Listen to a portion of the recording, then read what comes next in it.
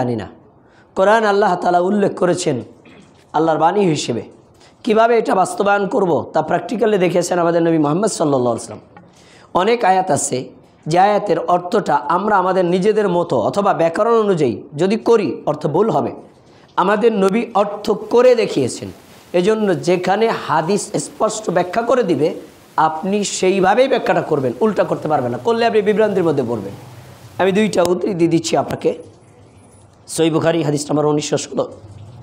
আদি ইবনে হাতেম রাদিয়াল্লাহু তাআলা আনহু বলেন, নবী সাল্লাল্লাহু আলাইহি সাল্লামের উপর কোরআনের আয়াত নাজিল হলো কি, হাত্তা ইয়াতাবায়্যানা লাকুমুল খাইতুল আবিয়াদু মিনাল খাইতিল আসওয়াদ, সূরা বাকারার অংশ।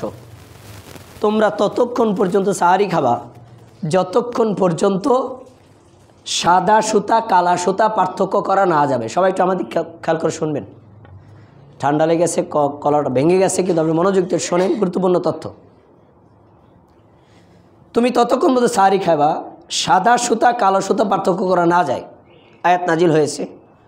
আদি ইবনে হাতেম দুইটা সুতা নিছেন, একটা সাদা সুতা একটা কালা সুতা, বালিশের পাশে রেখে দিয়েছেন। তো সকাল যখন মাঝরাতের পরে যখন রাত হয় বারবারই উনি বালিশের দিকে চাকায়। সাদা সুতা কালো সুতাকে পার্থক্য করা যায়? যখন করা যাবে না তখন খাওয়া বন্ধ করবে, এর আগেও খাবো। তো উনি দেখছেন বাতি যদি না জ্বালাই ঘরের মধ্যে ওই দাদা সূর্য উঠে যায় তার আগ পর্যন্ত সাদা সুতা কালো সুতা পার্থক্য করতে পারি না, তাহলে তো বোঝা যায় সূর্যটার আগ পর্যন্ত সারি খাওয়া যাবে। সকালবেলা এসে আল্লাহ রাসূল বলছে, হে রাসূলুল্লাহ, আয়াতে আল্লাহ বলছেন সাদা সুতা কালো সুতা পার্থক্য করতে, আমি তো সুতা দুইটা নিয়ে চেক করতেছি, কিন্তু দেখি ওদিক দিয়ে সূর্য উঠে যায় তারপরও পার্থক্য করা যায় না। নবী সাল্লাল্লাহু আলাইহি ওয়াসাল্লাম বললেন, সাহাবী শোনো, এই যে সাদা সুতা এটা দা হলো বাইয়াদুন নাহার, দিনের শুভ্রতা বোঝানো হয়েছে। আর কালা সুতা এটা দ্বারা হলো সাওয়াতুল লাইল, রাতের অন্ধকার বোঝানো হয়েছে। তার মানে সুবহে কাযিব শেষ, সুবহে সাদেক শুরু। আমি যখনই তোমার সুবহে সাদেক শেষ হয়ে সুবহে কাযিব শেষ হবে, সুবহে সাদেক শুরু হবে, তখন তুমি খাওয়া বন্ধ করে দিবা। দেখেন আয়াতের স্বাভাবিক যে ব্যাকরণগত অর্থ, এই অর্থ অনুযায়ী সাহাবী যখন করেছেন, ঠিক করেছেন না ভুল করেছেন? এজন্য বোঝা যায় যে কোরআনের আয়াত শুধু ব্যাকরণ দিয়ে করলেই আপনি সঠিক ব্যাখ্যা পাবেন না, হাদিস দিয়ে ব্যাখ্যা করতে হবে।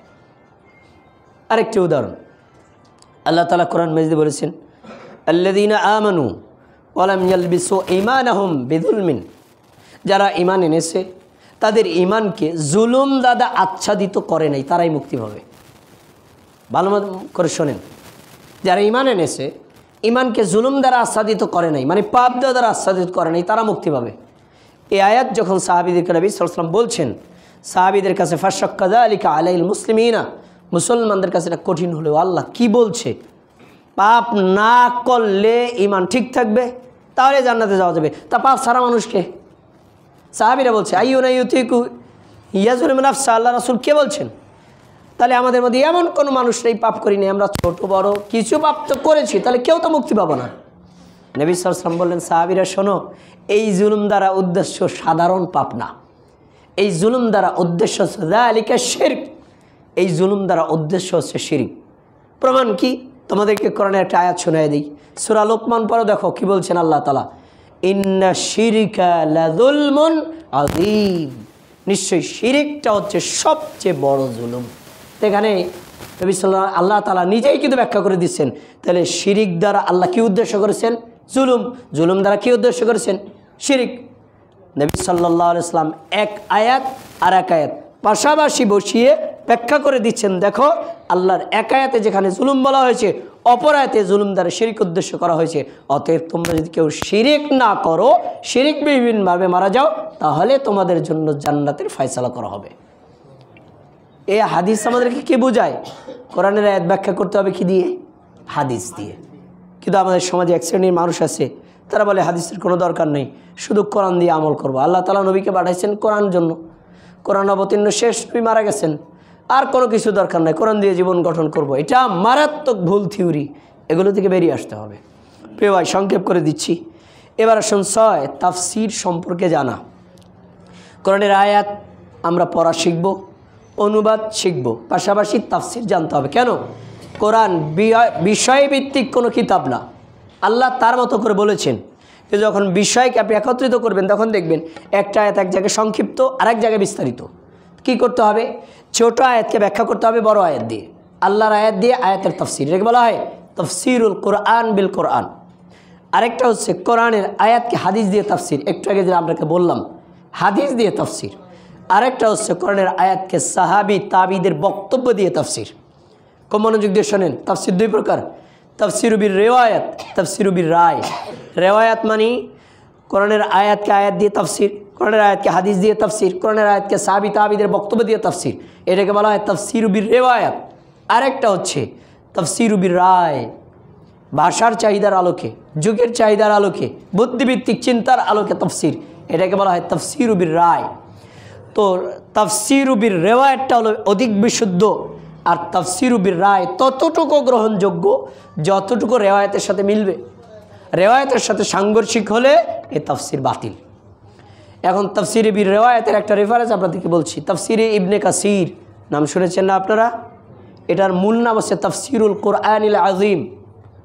ইমাম ইবনে কাসির লিখেছেন, তার নামে এটা পরিচিত হয়ে গেছে। এই তাফসীরে ইবনে কাসিরটা হচ্ছে তাফসীরু বির রিওয়ায়াত, বিশুদ্ধ একটা তাফসীর। তিনি কি করেছেন?